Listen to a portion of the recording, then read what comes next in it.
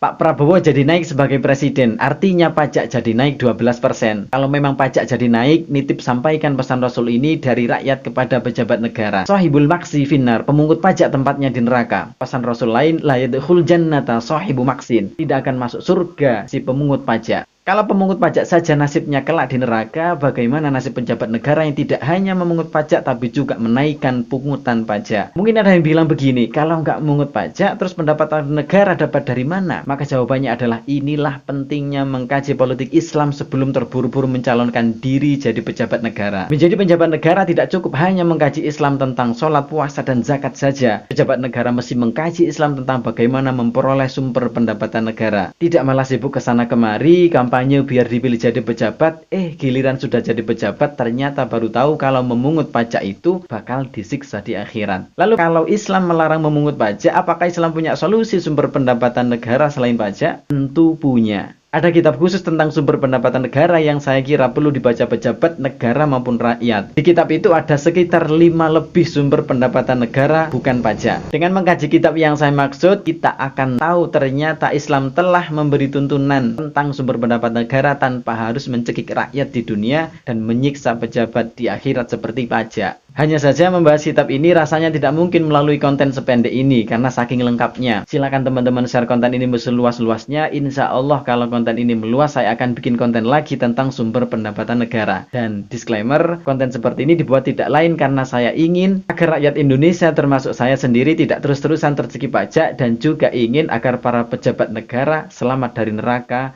karena tidak memungut pajak dan juga tidak menaikkan pajak. Kira-kira kalian setuju nggak dengan konten seperti ini? Coba tulis di kolom komentar. Barakallahu fikum.